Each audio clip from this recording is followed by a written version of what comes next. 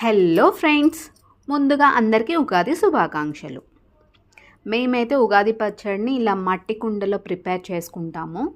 So Ugadi పచ్చడి నుంచి నేను నేర్చుకున్న లైఫ్ లెసన్ గురించి మీతో షేర్ చేసుకుందాం అనుకుంటున్నా. ఉగాది పచ్చడిని అందరు కూడా ఎంతో ఇష్టంతో ప్రిపేర్ చేసుకుంటారు, ఎంతో ఇష్టంతో తింటారు కదా. అంటే అందులో చేదు ఉంటుంది అని తెలుసు, వగరు ఉంటుంది, పులుపు ఉంటుంది అని తెలుసు, అయినా కూడా ఇష్టంగా తింటారు. ఎందుకు అనంటే వాటితో పాటు మనకు తీపి కూడా ఉంటుంది అని తెలుసు కాబట్టి.